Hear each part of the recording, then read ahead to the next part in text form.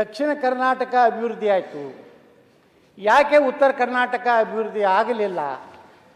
69 ವರ್ಷಗಳ ಸುದೀರ್ಘವಾದಂತಹ ಒಂದು ರಾಜ್ಯ, ಭಾಷಾವಾರು ರಾಜ್ಯ ರಚನೆ ಆದಮೇಲೆ ಇವತ್ತು ಎರಡೂ ಭಾಗಗಳು, ಒಂದು ದಕ್ಷಿಣ ಭಾಗ, ಒಂದು ಉತ್ತರ ಭಾಗ, ಸಾಮ್ಯತೆ ಯಾಕೆ ಬರಲಿಲ್ಲ ಅನ್ನುವಂಥದ್ದು ಸಹ ಭಾಳಷ್ಟು.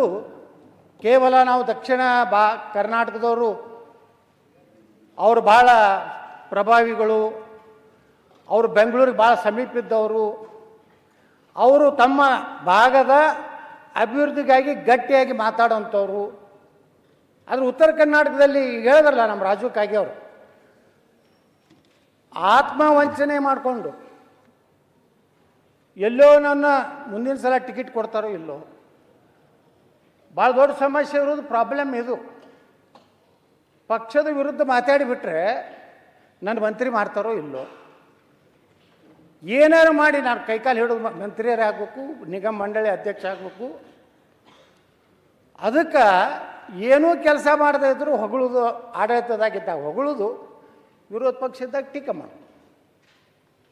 ಆಡಳಿತ ಪಕ್ಷಕ್ಕೆ ಬಂದ ಮ್ಯಾಗ ವಿರೋಧ ಪಕ್ಷದಾಗ ಏನೇನು ಹೋರಾಟ ಮಾಡಿರ್ತಾರಲ್ಲ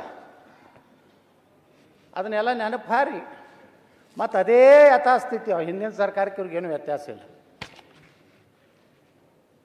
ತಪ್ಪು ಕೇಂದ್ರ ಸರ್ಕಾರದರೇ ಇರಲಿ, ರಾಜ್ಯ ಸರ್ಕಾರದರೇ ಇರಲಿ,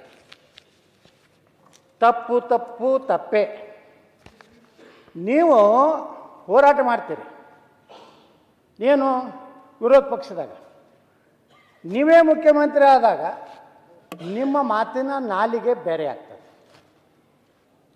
ಗಟ್ಟಿಯಾಗಿ ನಾವು ಜನಪ್ರತಿನಿಧಿಗಳು, ನಾವೆಲ್ಲ ಆ ಕಡೆ ದಕ್ಷಿಣ ಕರ್ನಾಟಕದವ್ರ ಮೇಲೆ ಹಾಕಲಿಕ್ಕೆ ನಾವು ತಯಾರಿಲ್ಲ.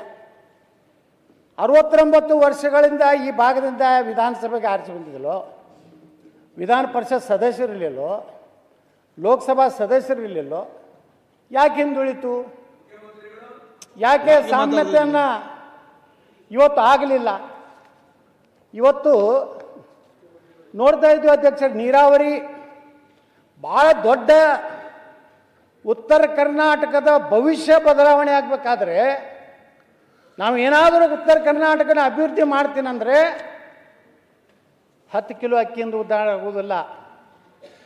ನೀರಾವರಿ ಯೋಜನೆಗಳು ಇಡೀ ಕರ್ನಾಟಕದ 72 ಭಾಗದಷ್ಟು ಕೃಷ್ಣಾ ಕಣಿವೆ ದೊಡ್ಡ ಭಾಗ ಕೃಷ್ಣೇದಾಳ.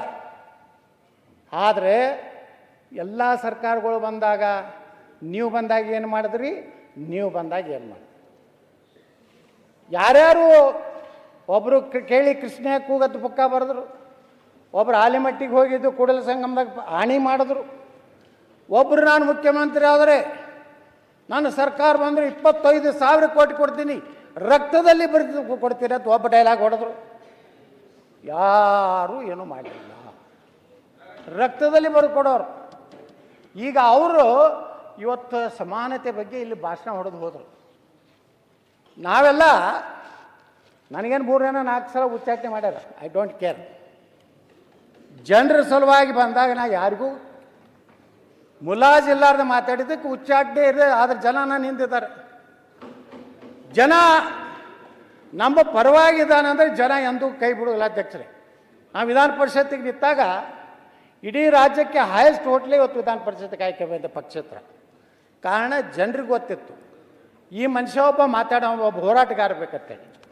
ಅದಕ್ಕೆ ಅಧ್ಯಕ್ಷರನ್ನ ಹೇಳಿದೆ, ನೀರಾವರಿ ಸಮಸ್ಯೆ ನೋಡ್ರಿ, ಇಲ್ಲಿ ಭಾಳ ದೊಡ್ಡ ದೊಡ್ಡ ಕೆಲವೊಂದು ಮಂತ್ರಿಗಳು ಭಾಳ ದೊಡ್ಡ ದೊಡ್ಡ ಭಾಷಣ ಮಾಡ್ತಾರೆ ನಮ್ಮ ಉತ್ತರ ಕರ್ನಾಟಕದ. ಅವ್ರು ನೋಡಿದ್ರೆ ಸುಮಾರು 7 ಜಿಲ್ಲೆ ಒಳಗೆ 38ಕ್ಕೂ ಹೆಚ್ಚು ಹಳ್ಳಿಗಳಲ್ಲಿ ಸಾರಿಗೆ ಬಸ್ ಸಂಪರ್ಕ ಇಲ್ಲ. ಉತ್ತರ ಕರ್ನಾಟಕ ಕಾವೇರಿಗಿಂತ 3 ಪಟ್ಟು ಕೃಷ್ಣೆ ದೊಡ್ಡದಿದ್ರು ಆ ಅನುಪಾತದಲ್ಲಿ ಕೃಷ್ಣೆಗೆ ಹಣ ಕೊಡಲಿಲ್ಲ. ಆಲಮಟ್ಟಿ ಭೂಮಿ ಪೂಜೆ ದಿವಂಗತ ಲಾಲ್ ಬಹದ್ದೂರ್ ಶಾಸ್ತ್ರಿ ಅವರು 1969ರಲ್ಲಿ ಆದಾಗ ಬರೇ ಎಷ್ಟಿತ್ತು ಆಲಮಟ್ಟಿ ಯೋಜನೆ ಮೊದಲು ಅಂತ 2ನೇ ಹಂತ ಅಧ್ಯಕ್ಷರೇ 160 ಕೋಟಿ ಇತ್ತು. ಈ 1-2 ಮುಗಿಬೇಕಾದ್ರೆ ನಾವು ಎಷ್ಟು ಖರ್ಚು ಮಾಡಿದ್ವಿ? 54,000 ಕೋಟಿ ಖರ್ಚು ಮಾಡಿದ್ವಿ. ಮೂರನೇ ಹಂತಕ್ಕೆ ಎಟ್ಟಬೇಕಂದ್ರೆ ನಿನ್ನೆ ನಾವು ಚರ್ಚೆ ಮಾಡಿದ್ವಿ 1,20,000 ಕೋಟಿ ರೂಪಾಯಿ ಖರ್ಚು ಮಾಡಬೇಕು.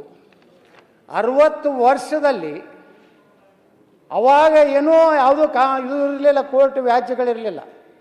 ಅವಾಗೆ ಆಲಮಟ್ಟಿಯನ್ನು ಮುಗಿಸಿಬಿಟ್ಟಿದ್ರೆ 524 ಮಾಡಿದರೆ ಇಡೀ ಉತ್ತರ ಕರ್ನಾಟಕದ ನೀರಾವರಿ ಆಗ್ತಿತ್ತು ಅಧ್ಯಕ್ಷರೇ. ಇವತ್ತು ನೀವು ಮಾತಾಡಬೇಡಿ, ಯತ್ನಾಳ್ ಯಾರಿದ್ದಾರೆ, ನಾನು ಪರವಾಗಿ ಮಾತಾಡ್ತಾ ಇಲ್ಲ. ಯತ್ನಾಳ್ ಅವರೇ, ನಾನು ಬಿಜೆಪಿ ಪರವಾಗಿ ಮಾತಾಡೋದಿಲ್ಲ.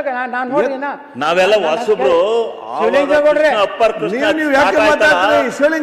ಯಾರು ಅದಕ್ಕೆ ಹೆಚ್ಚಿನ ಪ್ರಾಧಾನ್ಯತೆ ಕೊಡ್ಲಿಲ್ಲ. ಯಾತಕ್ಕೋಸ್ಕರ 524 ಅಡಿ ಎತ್ತರಿಸೋದನ್ನ ನಿಲ್ಸಿದ್ರು, ಅದಕ್ಕೆ ಕಾರಣ ಯಾರು ಅವ್ರಿಗೆ ಹೇಳಿ, ಬೇಡ ಅಂತ ಹೇಳೋದಿಲ್ಲ ನಾನು.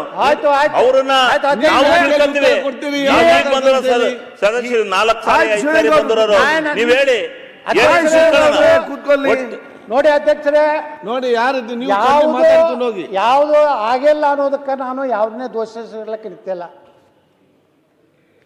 ನಾವು ಯಾವ ಆಗಿಲ್ಲ ಅನ್ನೋದಕ್ಕೆ ನಾವು ಕಾರಣ ಉತ್ತರ ಕರ್ನಾಟಕದ ಜನಪ್ರತಿನಿಧಿಗಳು.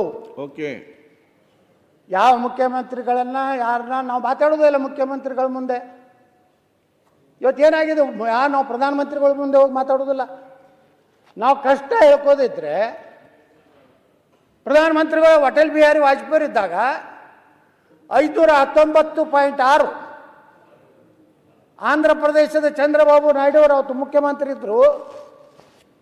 ಪ್ರಧಾನಮಂತ್ರಿಗಳ ಬಳಿ ಸುಮಾರು 28-29 ತೆಲುಗು ದೇಶಮದ MP ಗಳನ್ನು ಹೋಗಿ ಕೂತರು, ಮನವಿ ಕೊಟ್ಟರೆ ವಾಜಪೇಯಿ ಅವರಿಗೆ.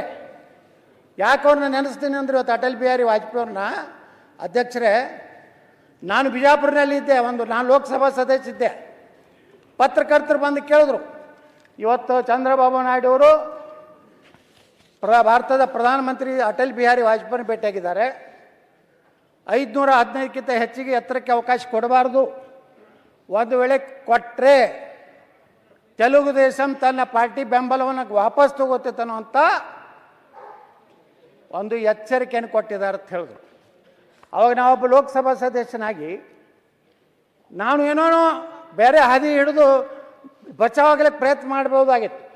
ಆದರೆ ಅವತ್ತು ನಾ ಹೇಳಿದೆ, ಕೇಂದ್ರ ಸರ್ಕಾರ 519.6 ಎತ್ತರಕ್ಕೆ ಅನುಮತಿ ಕೊಡದೇ ಇದ್ದರೆ ಸುಪ್ರೀಂ ಕೋರ್ಟ್ನಲ್ಲಿ ನಮ್ಮ ನ್ಯಾಯದ ಪಾಲನ್ನು ಕೇಂದ್ರ ಸರ್ಕಾರ ಅಫಿಡೇಟ್ ಹಾಕದೇ ಇದ್ದರೆ ನಾನು ಲೋಕಸಭೆಗೆ ರಾಜೀನಾಮೆ ಕೊಡ್ತೀನಿ ಅಂದೆ. 5 ನಿಮಿಷದಲ್ಲಿ ಅನಂತಕುಮಾರ್ ಅವ್ರ ಫೋನ್ ಬಂತು ನನಗೆ. ಏನು ಕೇಳಿದ್ರೆ ಅಧ್ಯಕ್ಷರೇ, ಏನಪ್ಪ ಮಹಾಪ್ರಭು, ನಮ್ಮದು ಸರ್ಕಾರ ಇದೆ, ನೀನು ರಾಜೀನಾಮೆ ಕೊಡ್ತೀನಿ ಅಂತ ಹೇಳಿದಿಲ್ಲ ಅಂತಂದರು. ಹೌದು ಕೊಡ್ತೀನಿ ಅಂತ ಹೇಳಿನೇ ಅಂತ ಹೇಳಿದೆ, ಕೊಡ್ತೀನಿ ಅಂತ ಹೇಳಿದೆ. ನೀವೇ ಕಲಿಸಿರಲ್ರಿ ನಮ್ಮ ಮೊದಲು ದೇಶ ಪಕ್ಷ, ಅಲ್ಲಿಂದ ನಾನು ದೇಶ, ನನ್ನ ಕ್ಷೇತ್ರದ ಜನ, ನನ್ನ ಲೋಕಸಭಾ ಸ್ಥಾನ. ಅವಾಗ ಅಧ್ಯಕ್ಷರೇ ಧರ್ಮಸಿಂಗರು ಮುಖ್ಯಮಂತ್ರಿಗಳಿದ್ದರು. ಇಲ್ಲೊಂದು ಆಲ್ ಪಾರ್ಟಿ ಮೀಟಿಂಗ್ ಆಯಿತು ಬೆಂಗಳೂರಿನ ವಿಧಾನಸಭೆಯಲ್ಲಿ. ನಿರ್ಣಯ ಆಯಿತು, ಎಲ್ಲರೂ ಕೂಡಿ ಪ್ರಧಾನಮಂತ್ರಿಗಳನ್ನ ಭೇಟಿ ಆಗೋದಕ್ಕೆ. ಅದಕ್ಕಿಂತ ಮುಂಚೆ ಅನಂತಕುಮಾರ್ ಅವ್ರನ್ನ ನನ್ನ ಮನೆಗೆ ಕರೆಸಿ, ನೀ ಭಾಳ ಈ ರೀತಿ ಸ್ಟೇಟ್ಮೆಂಟ್ ಕೊಟ್ಟಿದ್ದು ತಪ್ಪುತ್ತೆ. ಆಯಿತು, ತಪ್ಪಿದ್ರೆ ಏನು ಆ್ಯಕ್ಷನ್ ತಗೋರಿ ಅಂತ ಹೇಳಿದೆ. ಅವತ್ತೇ ನನ್ನ ದಿಲ್ಲಿ ಕರ್ಕೊಂಡು ಹೋದರು. ಅಟಲ್ ಬಿಹಾರಿ ವಾಜಪೇಯಿ ಅವ್ರ ಮನೆಗೆ, ಪ್ರಧಾನಮಂತ್ರಿಗಳ ಕಚೇರಿ ಮನೆಗೆ ಹೋದಿದ್ದು ಅಧ್ಯಕ್ಷರೇ. ನನ್ನ ಜೊತೆಗೆ ಬಸವರಾಜ ಪಾಟೀಲ್ ಸೇಡಮ್ ಇದ್ದರು, ಡಾಕ್ಟರ್ MR ತಂಗ ಇದ್ದರು, ಜಗದೀಶ್ ಶೆಟ್ಟರ್ ಇದ್ದರು, ನಾನು ಅನಂತಕುಮಾರ್ ಅವರೆಲ್ಲ ಕೂಡಿ ವಾಜಪೇಯಿ ಅವ್ರ ಮನೆಗೆ ಹೋದಾಗ ನಮ್ಮ ಅನಂತಕುಮಾರ್ ಹೇಳಿದ್ರು, ಯಹಿ ದೇಖೋ ಬಿಜಾಪುರಕ್ಕೆ ಸಂಸದ್ ಐಸಾ ಬಾತ್ ಕಿಯಾ ಹೈ ಅಂತ ಹೇಳಿದ್ರು. ನಾನು ನೋಡಿದ್ರು ವಾಜಪೇಯಿ ಅವರು. ನಾ ಹೇಳಿದೆ, ಈ ರೀತಿ 519 ಆಗದೇ ಇದ್ದರೆ ನಾವು ಡ್ಯಾಮ್ ಕಟ್ಟಿ ಬೇರೆ ಜಿಲ್ಲೆಯವ್ರಿಗೆ ಕೊಡೋದು ಬಿಟ್ಟರೆ ಬಿಜಾಪುರಕ್ಕೆ ಏನೂ ಲಾಭ ಆಗೋದಿಲ್ಲ ಅಂತ ವಾಜಪೇಯಿ ಮುಂದೆ ಹೇಳಿದಾಗ, ಆ ಪುಣ್ಯಾತ್ಮ ಅಟಲ್ ಬಿಹಾರಿ ವಾಜಪೇಯಿ ಇನ್ನೂ ನೆನೆಸ್ತೇನೆ. ನೇರವಾಗಿ ಅವತ್ತಿನ ಅಟಾರ್ನಿ ಜನರಲ್ ಹರೀಶ್ ಸಾಳ್ವೆ ಅವ್ರಿಗೆ ಫೋನ್ ಮಾಡಿದ್ರು, कल हमारा एक कर्नाटक के हमारे MP और केंद्र मंत्री आ रहे, उनका जो अफिडेविट डालने का है सुप्रीम कोर्ट में, आप करिए. ಮುಂಜಾನೆ 8 ಗಂಟೆಗೆ ಹರೀಶ್ ಸಾಳ್ವೆ ಅವ್ರ ಮನೆಗೆ ಹೋದ್ವಿ ನಾವು, ಅನಂತಕುಮಾರ್ ನೇತೃತ್ವದಲ್ಲಿ ಅವ್ರ ಮನೆಗೆ ಹೋದ್ವಿ.